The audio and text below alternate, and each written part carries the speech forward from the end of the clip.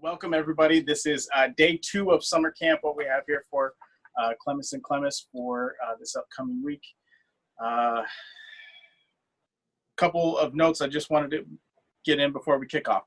Number one, be nice in the comments. We'll pull up the comment page here and start taking a look and see if you guys have questions or comments for Maggie, anything that you want to say. But be nice in the comments. Don't make us ban and boot anybody. We don't really want to do that. So be nice. Don't say anything that you wouldn't want somebody to say to you. Number 2 is this is going to be recorded. We will make it available later on the clemes.com/summer camp page. So keep an eye out for it there. So if you do miss it or you want to see it again, it'll be available there. First, I want to start and explain a little bit of the summer camp concept. This month, June, we should have been in both Estes Park at the Estes Park Wool Market, and then later on, a couple weeks from now, we should have been at Black Sheep Gathering in Oregon. And so we said, what can we do that would give us the opportunity to talk with our customers, our friends, fiber folks that we aren't going to be able to get to talk to over the next couple of weeks like we ordinarily would. And so we came up with this concept, which is hosted on our website, clemes.com/summer camp. And if you do lose the summer camp page, you can always just go back to clemes.com, click on the show and schedule link, and summer camp is right up there at the top. I did make that change overnight, so I noticed that we had a lot of people looking for it. So if you can't find it or forget the URL, just go to clemes.com and you can find it there on the schedule page. So what we're doing over the course of the next week is we have 4 days where we're going to demonstrate and do a little bit of teaching, a little bit of live interaction with people who want to come on with us. And we have 3 days where we're going to be talking to some of our favorite people in the fiber arts industry. Today we're kicking off with Maggie Casey. Before I jump into that, let me just mention a couple of things as long as I have a captive audience. At clemes.com, we have free shipping right now on all orders over $50 and a flat $5 shipping charge for everything under that. That includes big items like drum carters and things like that. And during this week of summer camp, we are offering a couple of things. If you purchase a Elite Series convertible drum carter, we offer 30 minutes of free one-on-one Zoom or FaceTime conferencing. Whether you want help just get your carter set up or you have something in particular that you want to try or pick our brains on, we're happy to do that. And also with the purchase of an Elite convertible, we're giving away 4 ounces of good clean fiber. If you purchase an Elite crankless or a crankless double wide, we're doing 1 hour of face-to-face, either Zoom conference or Facebook, either way. And with the crankless, we're giving away 8 ounces of good clean fiber, and with the double wide, we're doing 16 ounces. Okay, so a couple of big incentives for you to make a purchase this week. We're also, let's see, going on down the line. Okay, a couple of things that I should mention. Along with summer camp, we're doing a daily giveaway as well as a grand prize giveaway. And the way that we're doing that is during these sessions, we're going to mention a code word. Today's code word is shuttles, and you'll want to write that down, keep it handy. At the end of the week, there will be a link on the clemes.com/summer camp page. You'll be able to enter all of the different code words. And for every day that you enter a code word, you'll be entered in a drawing to win the prize for that day. Today's prize is 4 ounces of good clean fiber from a Colorado breeder, since this is Estes Park Wool Market weekend and we're talking to Maggie. And the grand prize at the end is you can be entered in that if you have 4 or more of the code words. So there's going to be 8 days. We started yesterday. If you have 4 or more of the code words, get them all entered in, and then you'll be entered in the grand prize. And the grand prize is a 1-year subscription of good clean fiber to the club of your choice. Okay.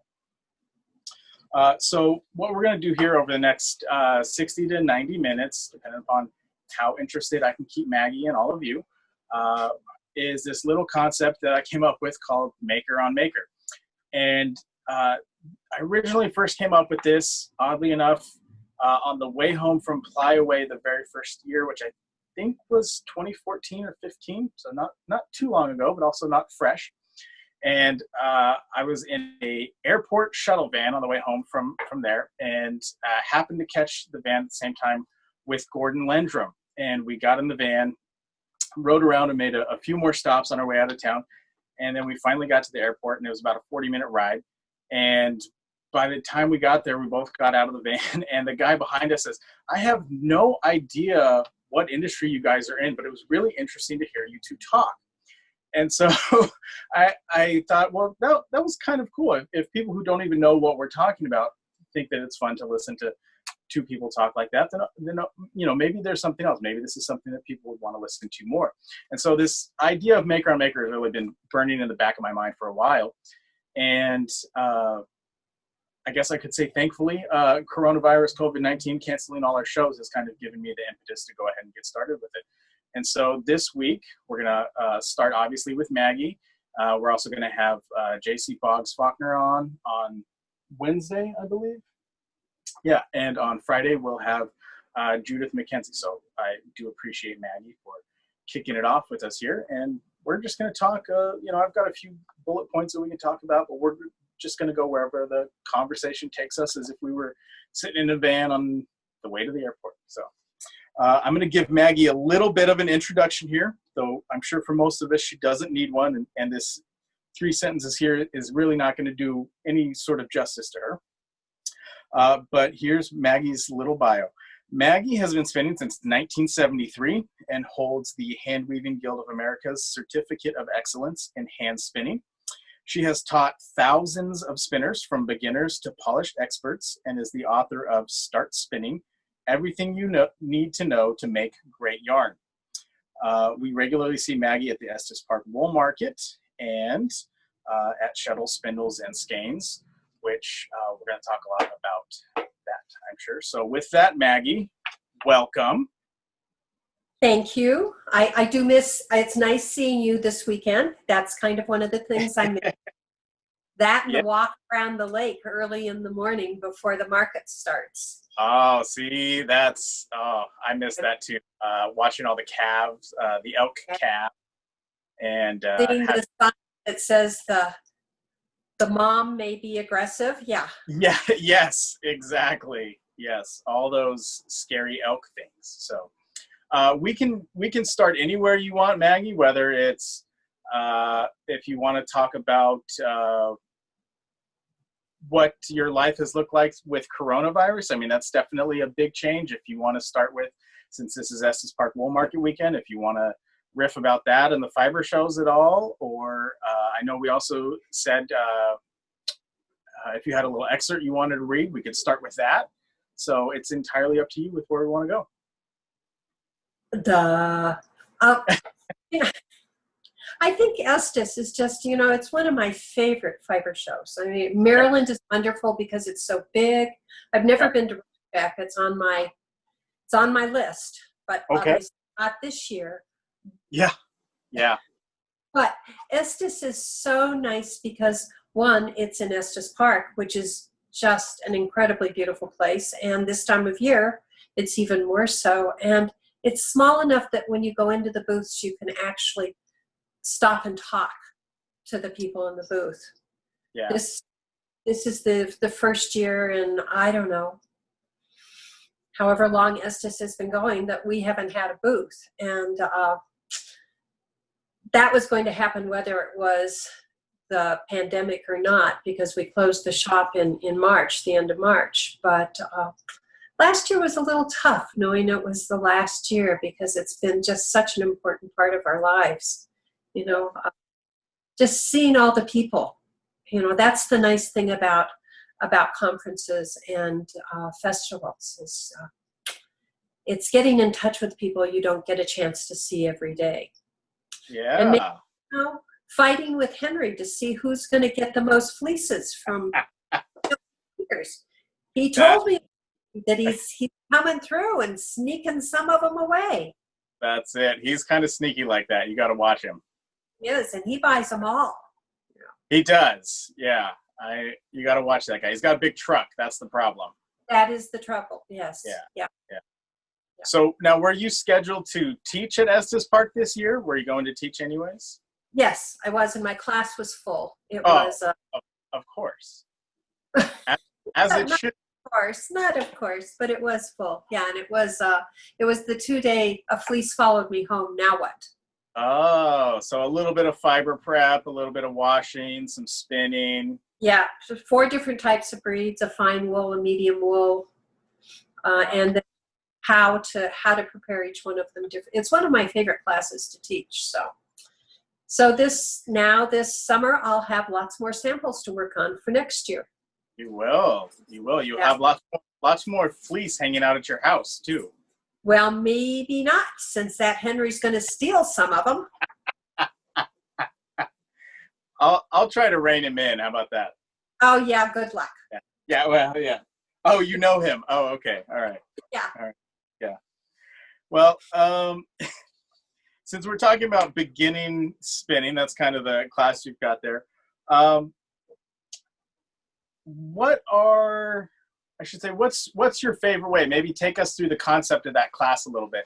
When somebody is first getting started out, do you start them on spinning and then back it up to fiber prep, or do you start with the fiber prep and work all your way through? What's your favorite or preferred way to get somebody started? I'll answer as soon as I shut the door, because the guy next door is mowing his lawn. All right, that's what we get. We go live. It's real.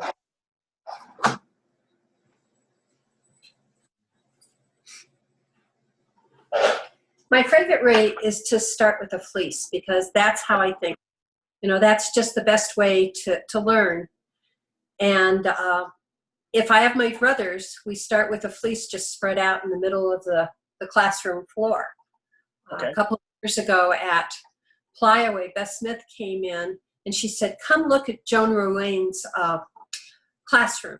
And we went in, and Joan's classroom was so well organized. She had her samples out. It was just so nice to see. And Beth had come into my classroom because I start by throwing the fleece on the floor. And she wanted to feel better about how her class was organized, so she knew if she came to see my mess, everything would be okay. But so I like to start with the fleece, and then we talk about choosing a fleece and characteristics, and then washing, and then carding and spinning, because I think the easiest way to learn to spin is with fiber that you've carded into roll-offs. I think that's so much easier to spin than, say, comb top or something like that. I think we lose spinners sometimes if they're started on a combed preparation. Yeah, I would agree, especially once they get it from, if it's something that's been overly processed, and it's so compacted sometimes when you get it, so it's difficult to draft. And then if it's where it's been acid washed, well, then once they make a project out of it and it pills the first time that they use it, well, then you've really lost them, because it wasn't a great spinning experience, and now they don't have a great end product to use either. So yeah, I agree 100%. And there's just something about a fresh fleece too. I mean, I it's not that I don't buy braids and like that, because if you looked at my basement right now, you might call hoarders, because they could do an episode on it. But there's something, all I can think of, it's like a meal that's a small meal that's made by a very accomplished chef. It has a flavor that you don't get if you say eat dorm food or something like that. I mean, there's the attention, and it's processed, but it's processed in a much gentler way. So the fiber turns out to be so much easier to spin. As a big dude, I definitely appreciate the food reference. And I think that's one of the things I'm definitely going to miss about Spindles as well, is that you guys always treat us so well. So many good spots to eat around there every time we drop in to teach. I mean, there's the tea house is great, and then the Top of the Sun right there is always good. So and Murphy's, yeah, so many good spots. And we'll see how many of them survive. Yeah, because restaurants, I would not want to be a restaurant owner right now. It's tough. It is. It's tough. I think, it's really tough on a lot of different companies, with people just not going to work and not having regular income, let alone expendable income. But yeah, I definitely think, especially here in the Bay Area where we're still, for the most part, sheltered in place, it's really tough to even, get out. There aren't a whole lot of places that are even open up here. I know a lot of the country, you can still go out and if there's two people in a restaurant or whatever, you've got your 6 feet in between, that's fine. But here we still haven't even opened up a lot of restaurants for dine-in. So I would agree. It's Right. tough. I also think retail's tough though. I mean, I applaud you for the work that you did so long with shuttles. I think that you made it through a really tough time as far as when I think about just the last 20 years or so, starting with, September 11 and that downfall. And then you had 2007, 2008. I mean, that was a really tough time to be in a lot of retail. So I don't know if you want to talk about. We are such good business people that we signed a lease for a much larger classroom 2 seconds before the housing boom exploded. So we were paying rent on in 2008. Yeah. We just were not paying attention. So the shop was even larger than it had been and not quite paying its own way. So. Well, I mean, do you want to talk about that? What's the difference in retail now? I mean, with the advent of the internet, it's definitely changed quite a bit. But what do you just kind of see the face of retail? I mean, what's it look like now compared to where you were when you first started? Because back in the last century, you mean? Hey, now I wasn't going to go there, but I think you're proud of the fact that you were a retail business for 40 years. I mean, I think most 28. Business, 28. Yeah. Okay, 28 is still that's a lot to be proud of. Especially when you consider that most businesses don't make it through the first 2 or 3 years, and I would imagine that it's even lower for retail. So Yeah. Judy Steinkonig, who's the other owner of Shuttles, we both used to work for the weaving and knitting shop. The weaving shop was started by Barry Schacht back in the 70s, and that's where I bought my first wheel. So, and then he sold it to Eric and Debbie Redding. And Debbie, after they divorced, she changed her last name to Chandler. So we worked for Debbie and Eric for a number of years. And then after Eric sold the shop, we decided it was time to start our own shop. So yeah, we have been teaching for more than 40 years, just not at Shuttles. There you go. But, so when you guys first got started, it was not in that location that you guys closed out at? No, when we first started, it was in the same shopping center, but it was in a much smaller area.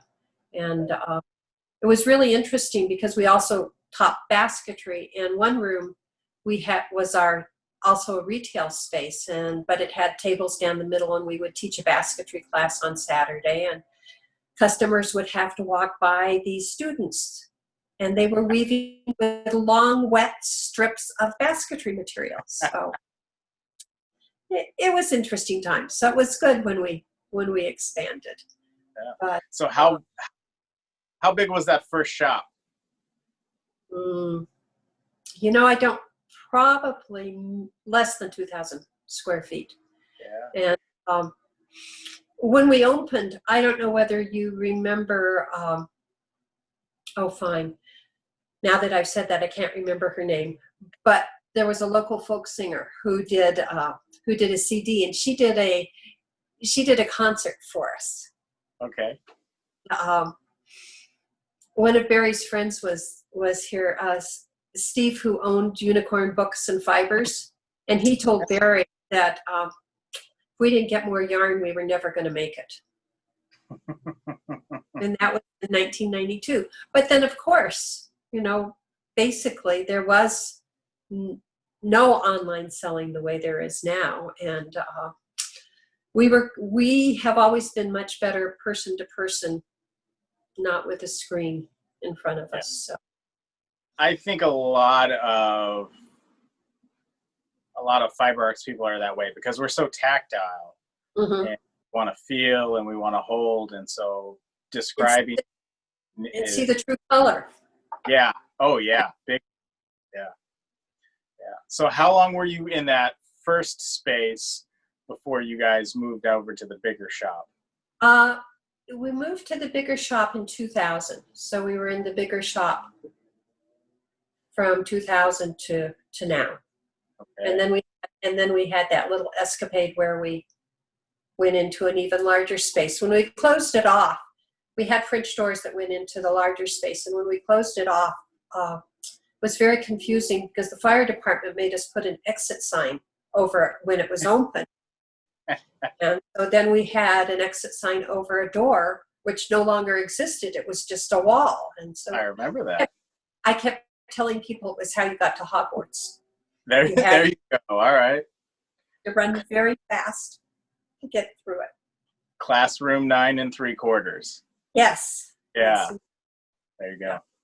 Wow. Now, for those who maybe didn't have a chance to make it to shuttles, do you want to describe it all or say anything about it? I will say from my perspective, I think it was one of the largest stores that I had been into that wasn't just a yarn store. Like when you think of a yarn store, I mean, you're thinking of just walls and walls of yarn, but I mean, you had looms and you had fiber art equipment. You know, you had combs and drum carders, which I appreciate, and hand cards, and you know, a whole corral of spinning wheels. And so I think that's definitely the one thing that set Shuttles apart, is that it wasn't a yarn store. It was actually a fiber art store. Well, when Judy and I started the shop, basically what happened is we quit where we were working because the people who bought it from Eric Redding, the guy who bought it, we just couldn't work for. But we still wanted to teach. And so we sat down and said, well, how can you teach? Well, we could buy the looms, but then you need to buy yarn. So they have to kind of go together, but our emphasis was always on teaching. So that's why there was all that other stuff. And that's why right now you cannot walk through my living room because all my class wheels are stored right there because there's not room in the hoarder's basement yet. And so what are your, it's kind of a natural segue there, what are your intentions going forward? I know COVID kind of hit at the wrong time for you guys to have a big closeout sale. The almost perfectly wrong time, almost like when you signed your lease right before the housing market took a turn. Right. but in some ways it was good because we had decided not to continue. We decided not to renew our lease. So at least we had not signed a lease for the next couple of years or three to 5 years, which I think is going to be so hard on everybody. If you've got the ability to maneuver online, I think you've got a much higher chance of surviving. We're kind of Luddites. But not the kind of people who want to destroy things. It's just slow. You know, you gave me a hard time one time when you found out my email is AOL. I did. Yes, and I'm still waiting for it to come back in style. Okay, like Twitter. Twitter made a comeback. It was almost gone, so maybe it'll come back. I'm thinking of bookstores and vinyl, actually. Oh, there we go. All right. It might take a little longer. All right. But so for us, you know, this actually, it was hard. It was hard to move out. Our landlord was very gracious and gave everybody in the shopping center a break, which really made a difference. So what I like to say is when one door closed, 3 storage units open. Because that's what we've got right now. We've got 3 storage units. And we have been organizing all the stuff in those storage units so we can indeed sell our inventory, because we did have to close before we had planned to. Yeah. So we just have to, but it's easier organizing the yarn than it is figuring out how to put it online. But we will do that. Okay. And is there, when that's available, is there a good place for people to find you so that when that's available, they'll know? Thank you. Yeah, our website is still active. So it's shuttlesspindlesandskeins.com. And if you want to email us, it's shuttles@shuttlesspindlesandskeins.com. Just type in a lot of S's and it'll work. Yeah. When I tried to get our email, I tried just to get Shuttles, but some badminton company had already gotten it. Some what kind of company? Badminton. Oh, like a badminton shuttle. Oh, yeah. So that Yeah, you're ruined. probably not gonna outbid them for that. I don't think so. Yeah. But so right now, if anybody needs anything that they know that we used to carry, you can email us at shuttles@shuttlesspindlesandskeins.com, and if we've got inventories. We did inventories before we put everything in the units. We can find it for you. And all right. Yeah. I was gonna say, you can finish and then I'll go on, because I'm gonna give you a hard. So, and at some point, Judy and I will find a smaller space, because we still both want to teach spinning and weaving. Okay, so you'll have some sort of a studio set up where you guys are teaching, but not carrying and not selling retail. Well, I mean, you've got to carry something. I mean, true. Weaving yarn and and fiber, yeah, exactly, is not something you can just go to Joann's or Michael's or someplace like that to get it. Yeah. So I wanted to ask, you mentioned all those S's. Whose idea was it to go with that mouthful of words? Both of ours. Okay, group decision. Well, shuttles for weaving, spindles for spinning, and skeins for knitting. So got it all. There you go. But you almost got a decade out of each word. So there you go, right? Like it's indeed. There you go. All right. You have anything else you want to throw out there as far as shuttles or comments or anything like that? We just missed everybody. I mean, it was the community that we had that was the most important thing. The money was nice, but the friends and everything were so much better. I mean, we just had and the spinning and knitting group is still going on. We have a monthly spinning group. In the last 2 months, we've done a Zoom. So it's the first Monday of the month. So we'll be doing that again the first Monday in July. And then, and then if we ever can get back so where we can be in the same room, we'll go back to that. Okay. Yeah. I like it. Let's see what else we had to talk about. Did you pick out an excerpt maybe that you wanted to read for us? No. I mean, it's a spinning book. I mean, everybody. How about if I show you the spinning book? Okay, well, that's a good start. Can you hold it over the center a little bit so we can see better? There we go. So start spinning. Now, I noticed in the comments there were a handful of people who had said, that was a really good book to them, especially when they got started. And so, I don't know, maybe you want to talk about that since you're not going to read us a little bit of it. Do you want to talk about it? Well, it's out of print for the first thing. Okay. But you can buy it. It's certainly available online in a lot of different places. It's basically my beginning spinning class. I was really lucky because, and this is kind of a long story. Interweave Press had an auction, and Amy Clark won a beginning spinning class from me. And at that point, she was the editor of Spinoff, so she really didn't need a beginning class. So she gave it to Ann Merrill, who I did teach to spin. And Ann is now, one of the owners, along with Linda Ligon and John Bolton of Long Thread Media. Right. So, and they now have Spinoff and Handwoven again, but the books are under Random House. So, yeah. But and Anne was so good as far as being my editor on it. So.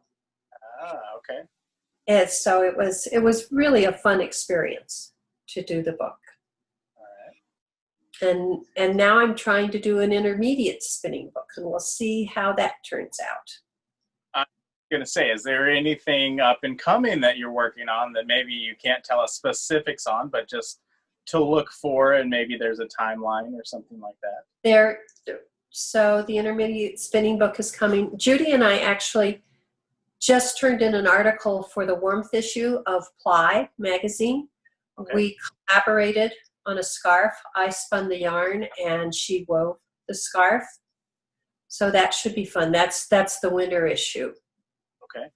And then I have in the next issue, the woolen issue, I did an article on woolen spinning, since it's my favorite way to spin. It is indeed. Maybe we can talk about that in a little bit. I know that your Instagram handle has to do with woolen spinner. Yeah. So you couldn't get shuttles.com, but you did get woolen spinner. So you're not a complete Luddite. No, but you know where the word sabotage comes from? I'd be interested to hear. Well, sabotage comes from sabot, the wooden shoes, and that's what the Luddites threw into the machinery.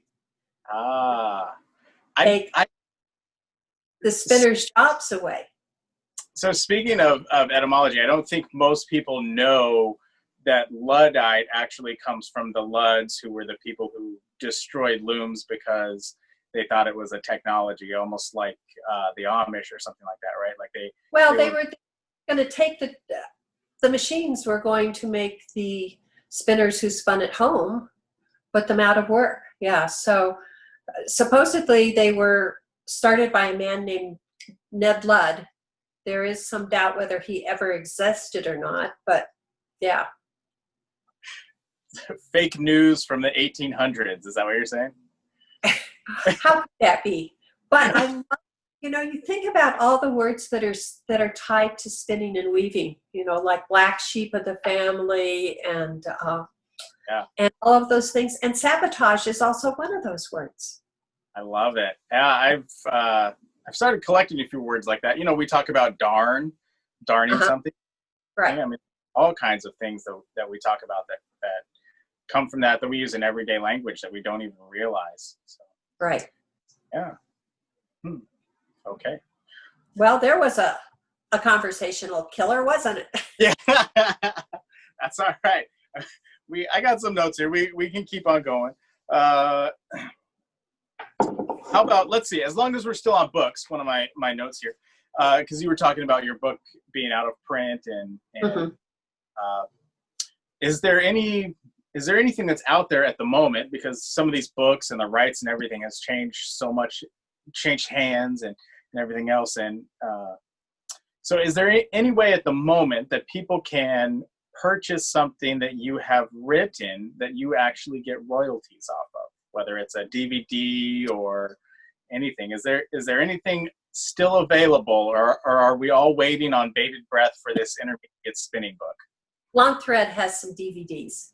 Okay. Well, I don't know whether they're DVDs, but they're downloads.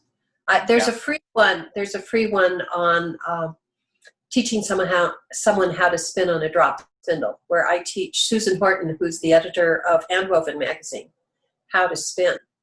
Okay. They photographed it at my house, and my house has never been so clean. I was so glad that I had moved the couch out. This is private, here I'm spilling the most important things to my heart. I had moved the couch out and cleaned behind the couch. You never do that, which was good because my living room is so small. The first thing they did was move the couch out of the way so they could set up the cameras. I love it. That is the kind of nitty-gritty that I want on these maker on maker sessions. That's like the pre-cleaning before the cleaners come over, right? I am one of those. Yeah, perfect. In fact, I vacuumed my rug today. Oh. But I'm not showing it to you. Oh, come on, Maggie. Oh, that would be perfect. All right. Good. I love it. So maybe we can go back to spinning for just a little bit. We talked about you like starting people with a fleece in the middle of a room. And then you just talked about, when you're writing this book, you talked about starting with a drop spindle. Do you prefer people start on a drop spindle? Do you prefer people do some twisting in their hands along their thigh to get started? Do you want people to start on a spinning wheel? What's your approach to beginning spinning with somebody? If you have carte blanche to teach somebody, how would you teach somebody? I usually start with a spindle just because I used to use Celia Quinn's hook stick, where I can't tell you how many hangers I chopped up and bent into little crooks so you could spin. And I think that was a wonderful way. But I think with a spindle, you get a little more sense of drafting. And for me, teaching people how to draft is the hardest part. Once you learn how to draft and how to relax your hands, everything else is possible. But relaxing your hands and allowing those fibers to slip past one another, you've got to get to that point before you can really go any further. So that's why I like a spindle. But when I have my 6-week class, we just do the spindle the first week because so many people don't want to hang out with a spindle. They want the wheel. And when I learned to spin, I took a drop spindle class, again, back in the last century. And it was a boat anchor. And I think we used the longest comb top that ever existed. And it was so hard. I have no idea why I continued to spin, because to say that I sucked on it would be kindness, because it was so dreadful. So that's why I went and bought a wheel, right? You can't do something on something small, go spend a lot of money on something else. But it was in Ashford, and it was back when people were buying Ashford kits. I did buy mine from Barry when he owned the weaving shop, but yeah. Gotcha. Yeah. So. Yeah, those 4 and 6 ounce drop spindles, right? Yes. And they were all bottom whorls. Oh yeah. And instead of just spiraling the yarn up the shaft, you had to take it around the bottom and up, so it looked like a little sailboat. But when you added twist, at least my fingers always got caught into that thread that was going diagonally up to the top. So yeah. It's why now when I teach drop spindle, it's always top whorl. There you go. All right. Yeah. Makes sense. Solid logic.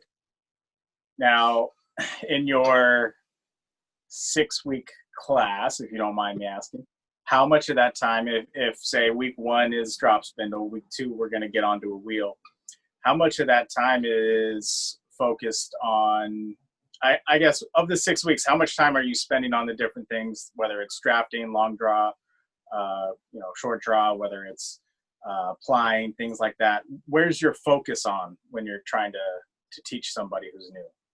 Well, we had enough different varieties of wheels that people took home a different wheel every week, so they got to try all the wheels. Someone comes into the shop and they want to buy a spinning wheel, and you say, well, do you spin? And they say no. It's like, oh my gosh, that's like me telling you what kind of car you want to drive. Do you want to? Right. I mean, how? And you don't know how to drive. I mean, it just doesn't make sense.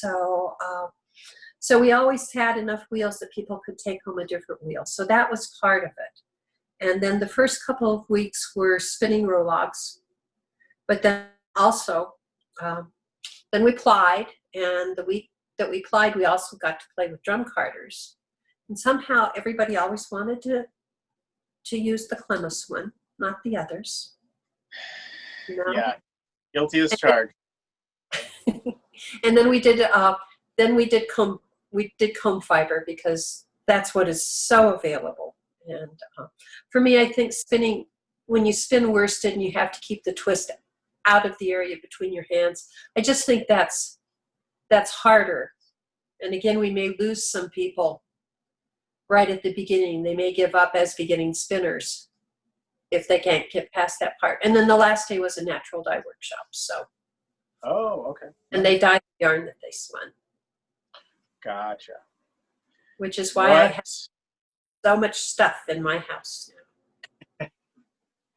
Yeah, when you have to have the equipment for all of it, it takes a lot of space. Yeah. What breed, since we're talking about, you like people spinning woolen to start with, what breed or crossbreed do you like them to start with? Because for the most part, I know a lot of people like to start with the longer wools, but if it's kind of a woolen prep, you're going to go for something on the shorter and finer side. So what are your thoughts there? Well, and so that was one of the things I was always trying to see, because my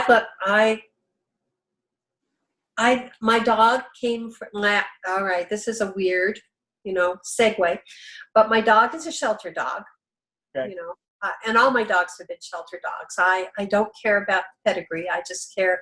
My requirements are a shaggy dog with a big black nose and a waggly tail.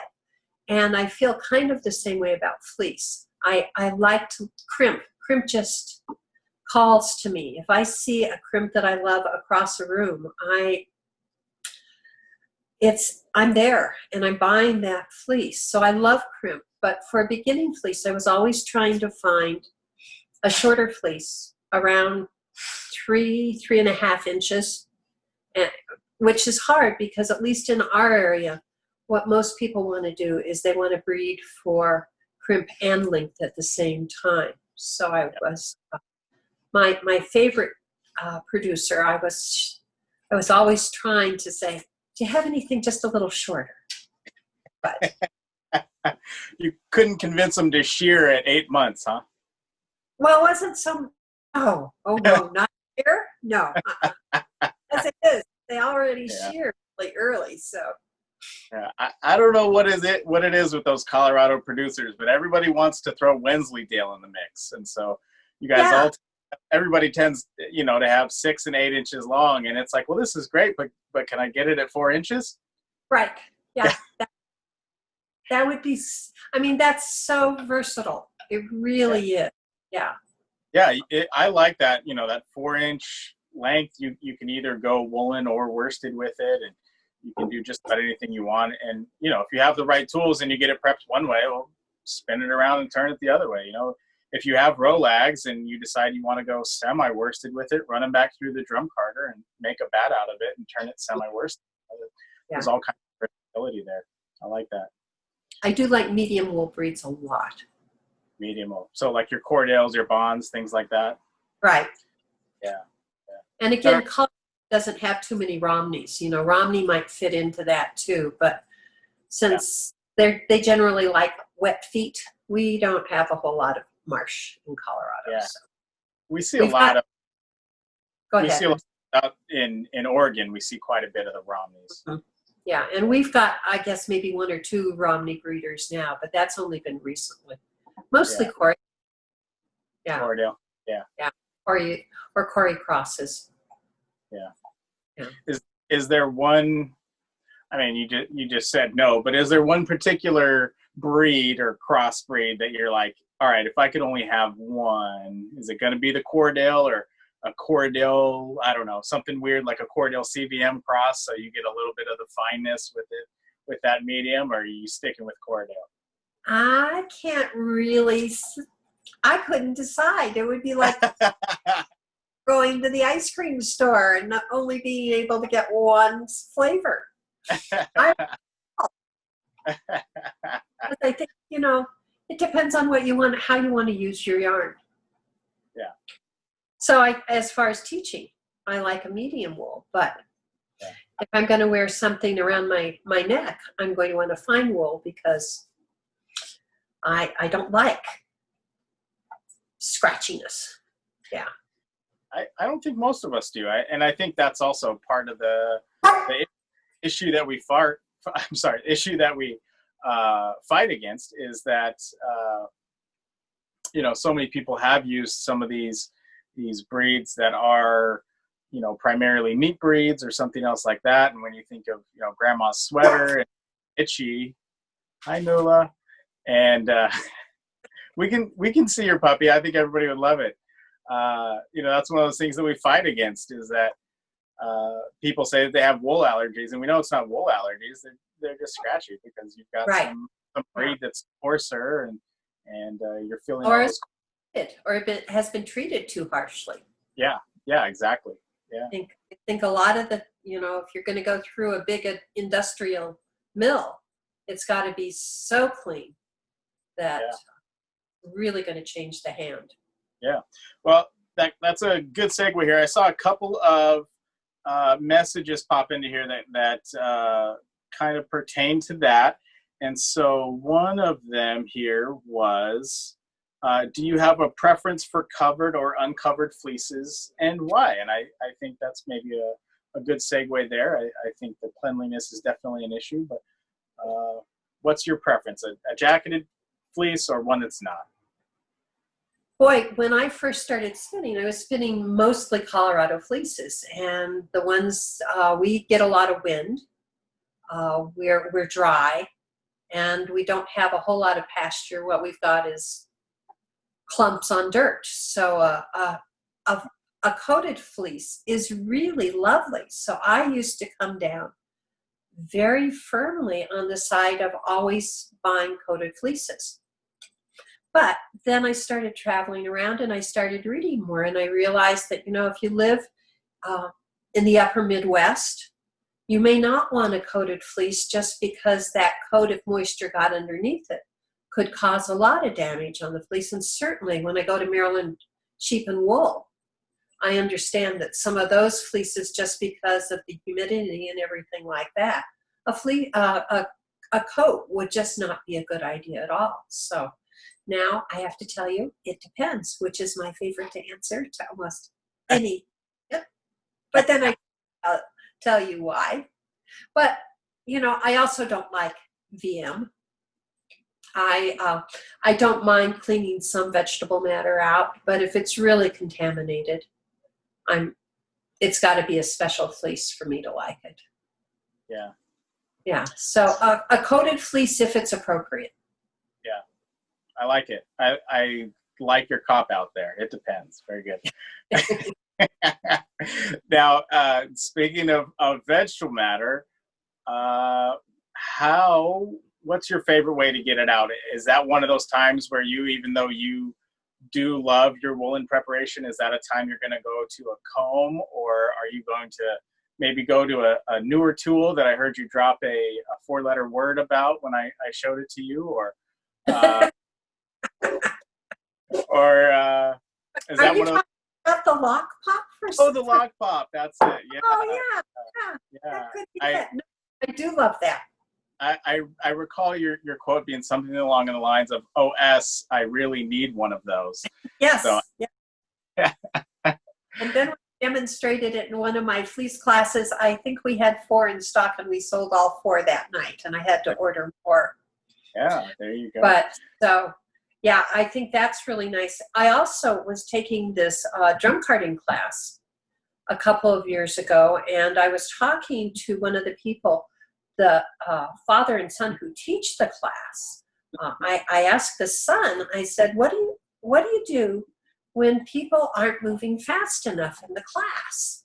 And he said, well, what I tell them, it's not a race, but they're in last place. Yeah. Yeah, I don't know who might have said that. I don't know. It sounds like a pretty smart thing to say to me, personally. So I was taking this class taught by a father and son. And I am a picky picker. And I was taking too long to pick. And the son came over and said, Maggie, It's not a race. So, yeah. So So you're a hand picker. That's your way to go. I do, if it's long enough for the lock pop, I love that. Yeah. But there are some fleeces that I don't think that works very well. You might, if you're clumsy, you might impale yourself. Yeah. And I'm not a big fond of a picker. I'm not very fond of a picker. I've seen some really nice fleeces just abused because Destroyed. Yeah. Whether it's tearing the fiber up or just destroying that lock structure or not getting the vegetable matter out. Now it's, instead of being in the lock, now it's just in this cloud of fiber. So what have you really gained, right? Right. Yeah. And I think they look like something that is a combination of an invention by the Marquis de Sade and an Iron Maiden. So they do look like medieval torture devices. Yeah. So Incredible. I prefer the slow part. Okay. I liked that answer to that short question. Thank you. I'm going to dig back in. We've got about half an hour left here, so I'm going to start digging into some of the comments and questions that we've got and just see what in particular people would like to hear from you, since I've got just about everything out that I had as far as talking points. Let's see what people might have said.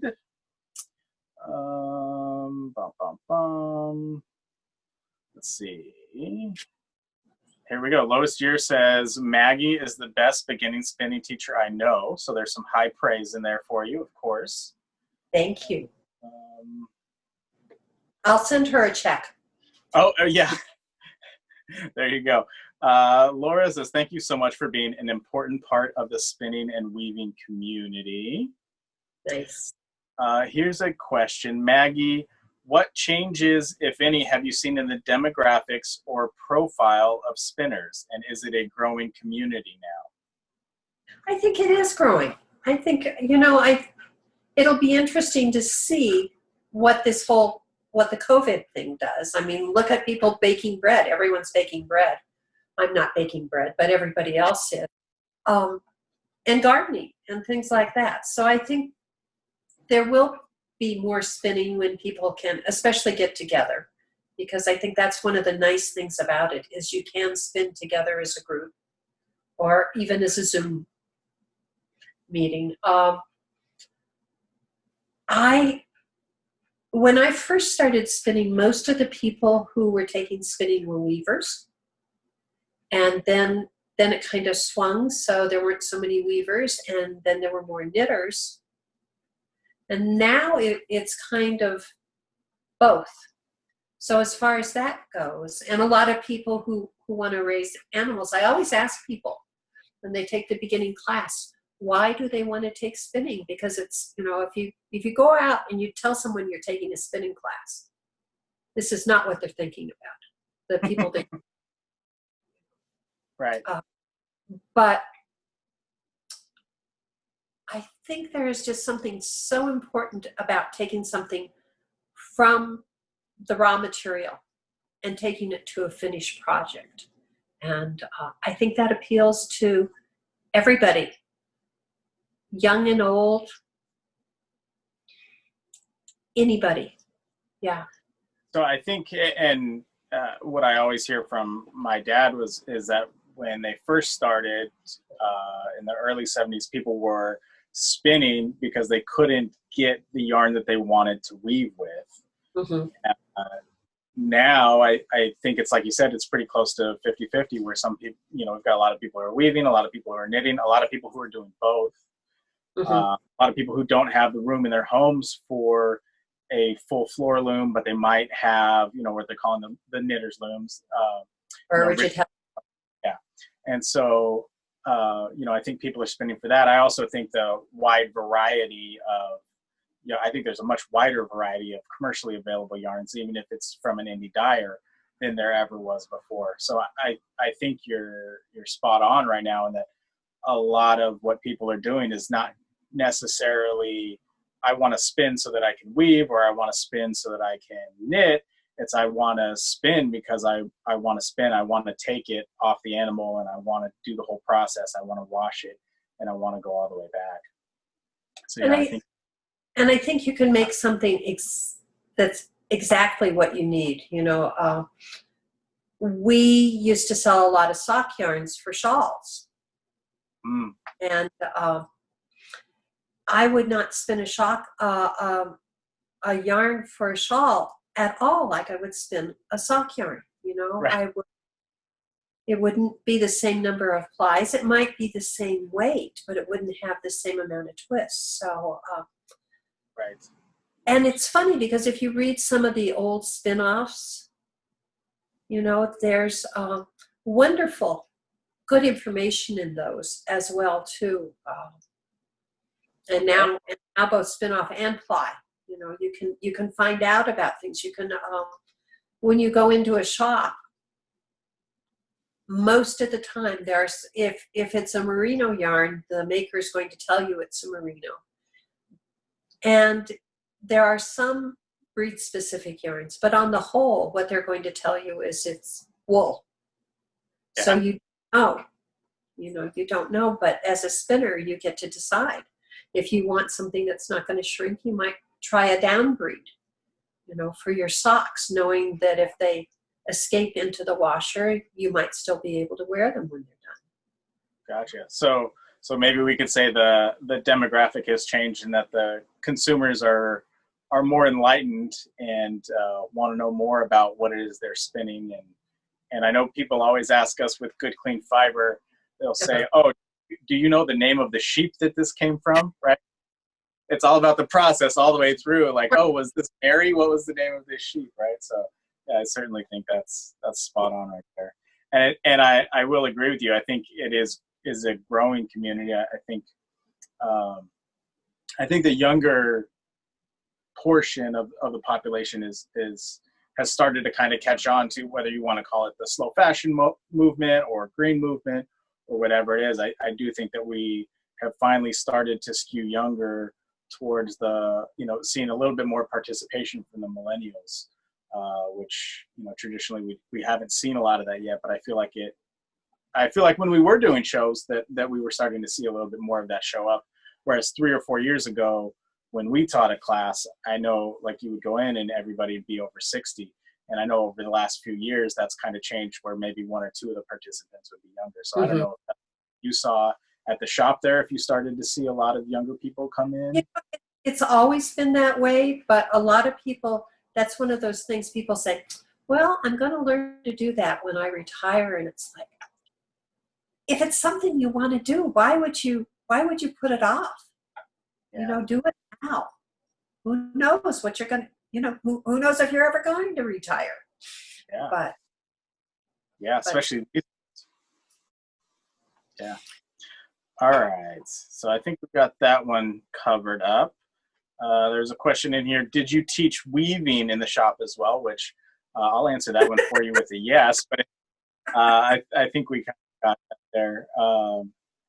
That's absolutely. There was how many of those little wolf pup looms did you have in there? Maybe 8 or 10 of them that you could teach at a time.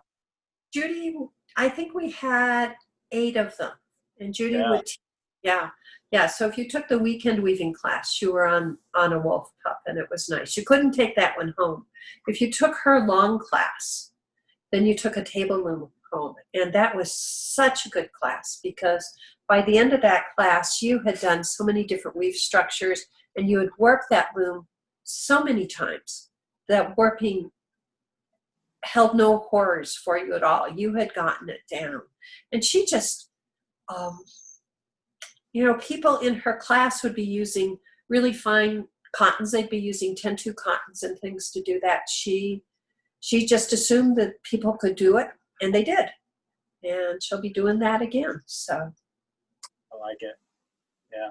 And you also rented looms while you were in there too. I remember maybe it was just this last time that we were in there, you had somebody who had wanted to rent one of the looms, and you had a demonstration project on there.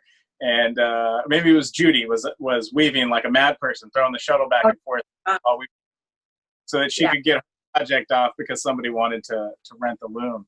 So Right. yeah, not just classes, but also loom rentals, which I think is a big service, especially like I said earlier, a lot of people have downsized where, you used to have a 3 or 4 bedroom house and now it's a 2 and you don't quite have as much space for all your activities.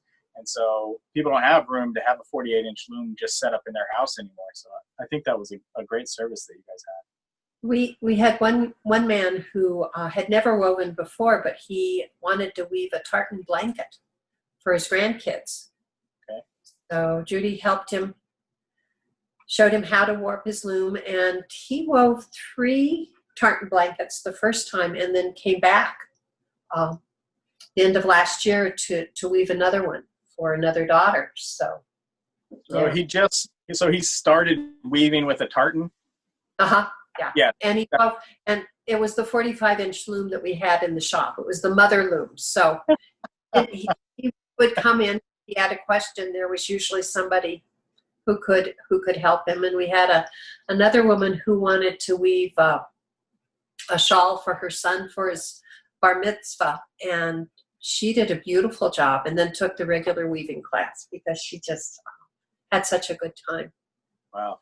Now, this guy who started with the tartan, did you explain to him how unusual that was to start driving as an F1 driver rather than in a parking lot? He didn't care. It was what he wanted to do. And he didn't really want to learn to weave. He just wanted to make those blankets. So okay. So it's like a lot like some of my computer knowledge. Yeah. No, he knew quite a bit in that one area, but not so much in others. Gotcha. All right. I like it. Okay, I'm going to keep on scrolling down through here. Somebody did ask about which breeds in particular you recommend. I feel like we did cover that for beginning spinning. For beginning? Yeah. Beginning, yeah. Yeah. Kira says, I bring my copy of the book whenever I teach an intro class. I love that it includes both spindles and wheels. Oh, thank you. Laura asked, go ahead. I had one class where I was teaching my beginning spinning class, and someone was in the class who had taken it from another local shop, and that shop required you to buy my book. So, and I didn't realize this at the time. And so when she came for the second class, she said, I have to apologize to you. I was getting really angry at you the first class because I felt you were plagiarizing the person who wrote the book.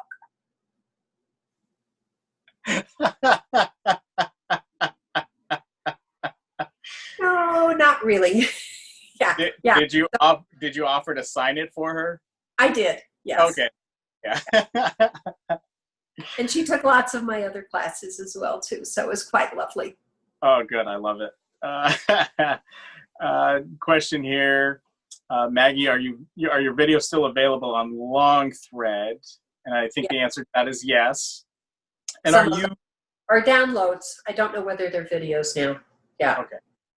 And that's a spot where you actually get royalties off of them, so we're okay. Yeah. Send there. Yes. Yeah. Okay. Good.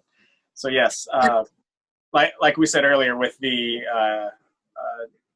everything that Spinoff and all those parent companies went through, I think it's important to check with whoever, whether it's an author or whatever. I think it's important to check and say, I want to support you or I want to buy something from you, but how do I do it in a way that continues to make you money?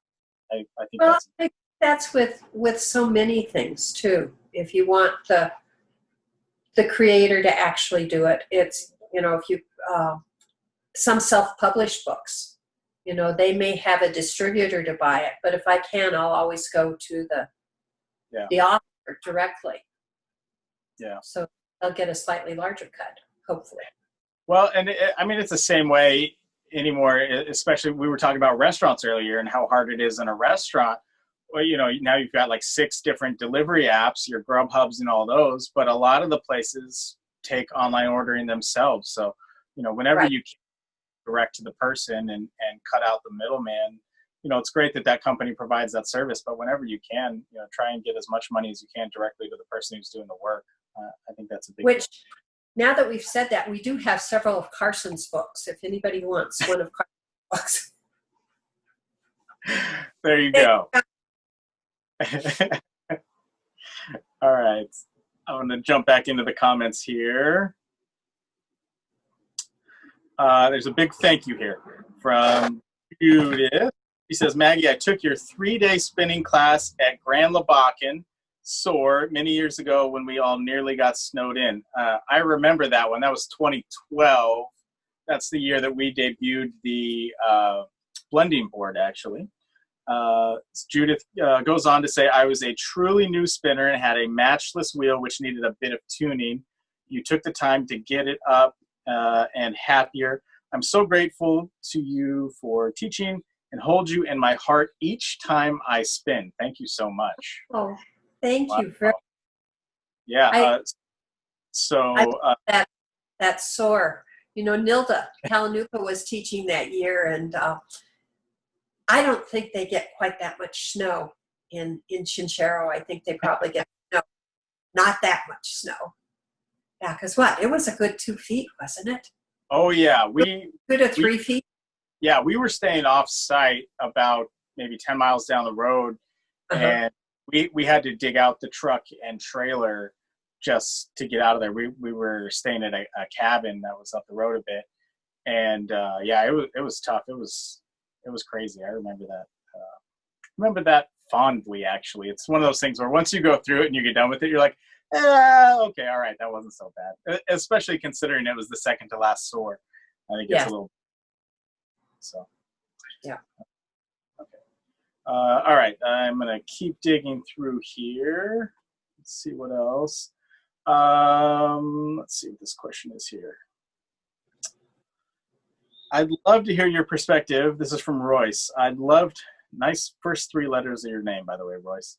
I'd love to hear your perspective of how the interest in fiber crafts in the U.S. has gone up and down. Low point in the 80s and last 10 to 15 years, the interest and variety in various fiber crafts, breeds, etc., have increased.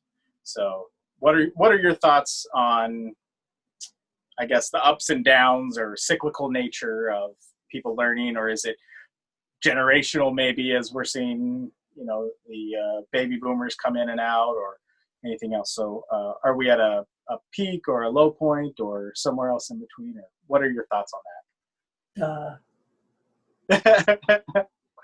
No, I think everything cycles. Judith McKenzie at one point was talking at a meeting, and she said that she's been through at least 3 cycles of art yarn. Yeah. When she was first spinning to support herself, she spun wolf yarn because that kept the wolf from the door. And so that part is interesting. There was a scarf craze that was. There was one period where everybody in the world was knitting scarves. Daryl Hannah, I think, was knitting a scarf, and there was an article in Vogue or something like that. And she said she really loved knitting, but she hadn't gotten that curl thing down yet. I was sure there was going to be one Christmas morning where everybody in the world would have a scarf under the Christmas tree. We were selling so much scarf yarn.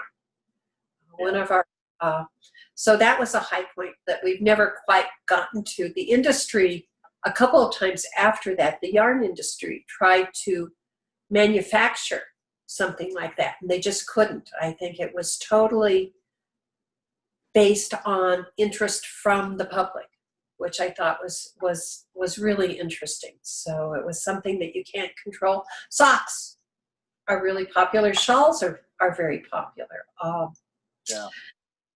But I don't know whether we have much control. At the same time, my spinning class, almost always filled. Judy's beginning weaving class when we first started the shop in the 90s. She ran 2 8-week classes and filled them 4 times a year, and then that trailed off. But then towards the end of the last couple of years, her class always filled up first. So it's just something that people move on. I do think, see, it's a long answer. I think when I went to Ireland the first time, we couldn't find any knitting shops, and I thought about it, and I thought, in some places you had to knit. You had to knit to survive. So when the Celtic Tiger came through, at least as far as Ireland goes, there was other ways much easier ways to make money, to make an easier life. So people just dropped it, like a hot something or other. And then now it's come back that people are interested, and there's that big woolen festival in Dublin, which I would love to go to. And the last time when I went to see a friend in Ireland, we were in Dublin, and there was a knitting shop in downtown Dublin that sold brown sheep yarn. Hey. I chose not to buy Nebraska yarn in Ireland, but I did that. Great. So I think part of it had to do with having to and being able to as well. How's that for no answer? I like it. You're excellent at answering that way. We had a technical question come in for you via email here from Carol. It says, I have a wheel and also a spindle. I didn't spin for several years, and I'm trying to get going again, but have trouble getting enough twist. Just when I think it's good, the yarn breaks, and when I try to unwind when I try to unwind some to start again, it falls apart as I go back.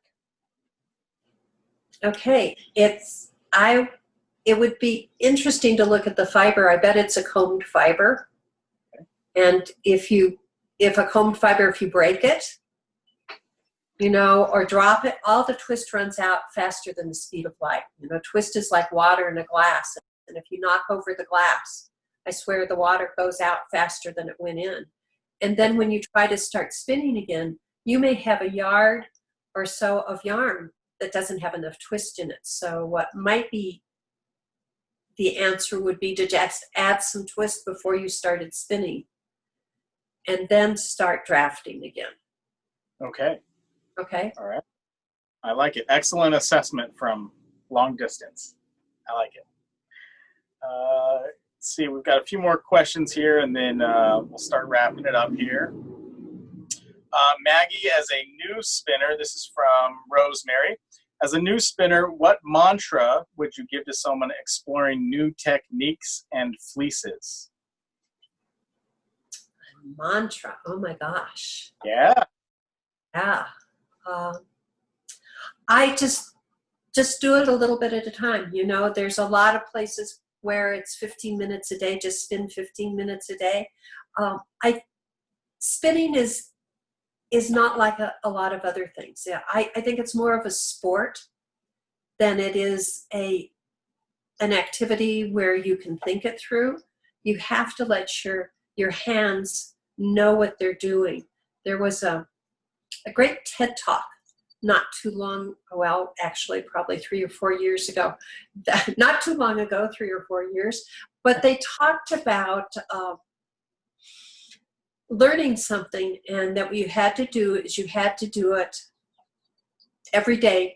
Didn't have to be for a long duration, but in order to build the myelin pathways, it was the gray matter of your brain that the information goes up and down in, and the more you do it, the thicker those pathways are and the easier it gets.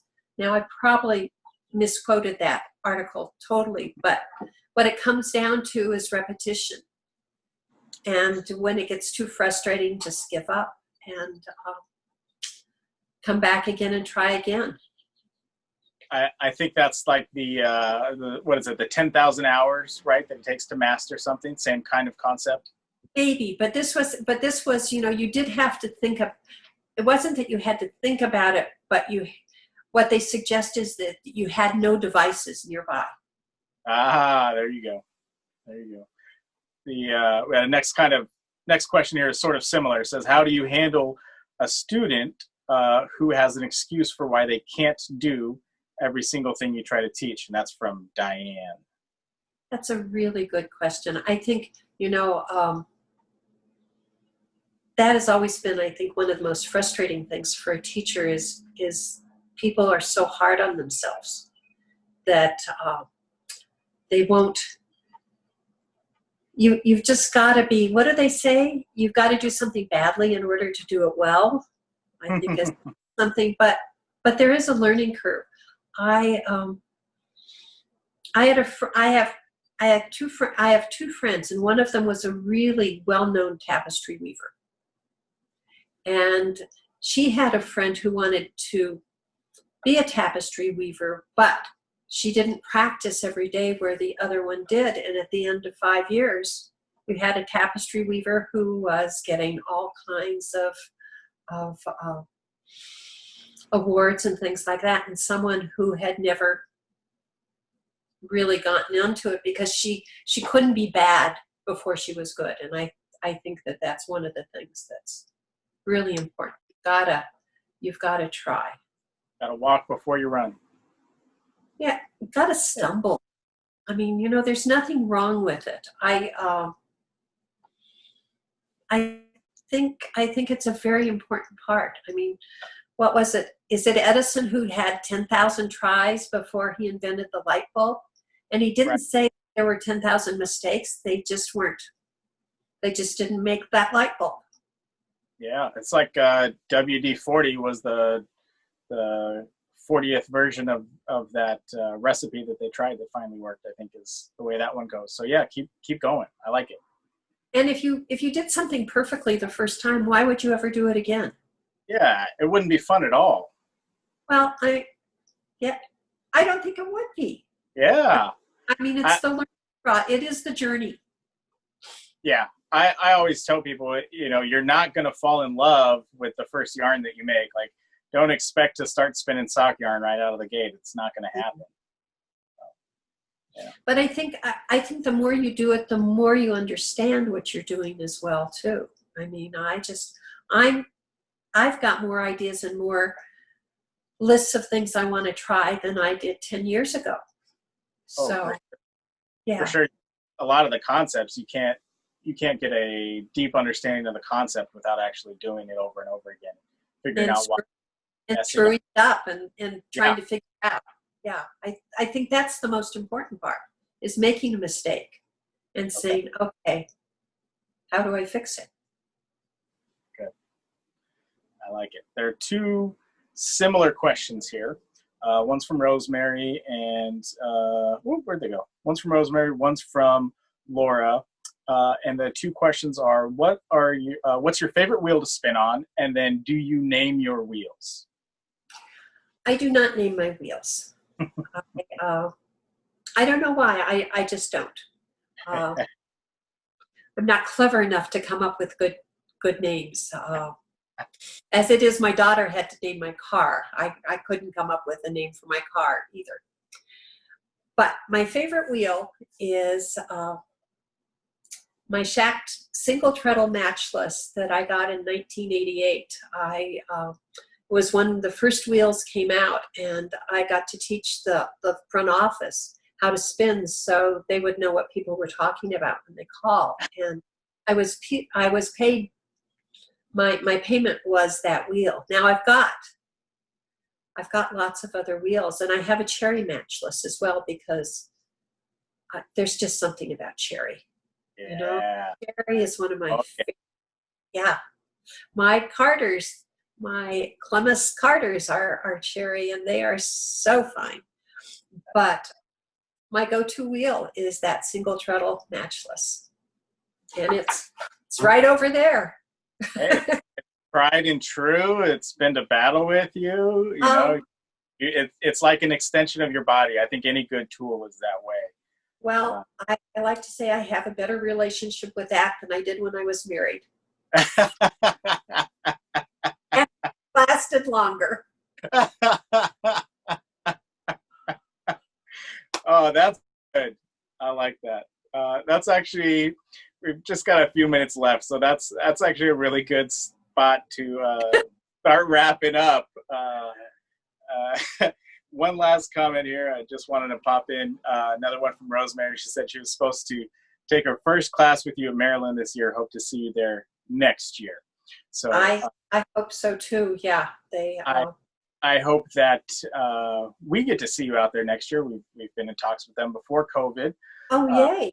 We were talking about both teaching and vending out there, so hopefully things haven't changed there. But I hope we get to see you out on the road at a lot more places with all the changes that are going on with your life, and you don't have commitment to the retail store and to making rent every month. So I hope that frees you up to travel a little bit and do a little bit more teaching out on the road. I know that eventually we'd love to get you out to Lambtown Festival, get you out here in California. That would be fun.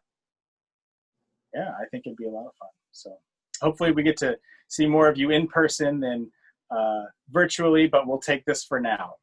Yes, thank you. But I still, it still would have been much more fun to give you a hard time at Estes.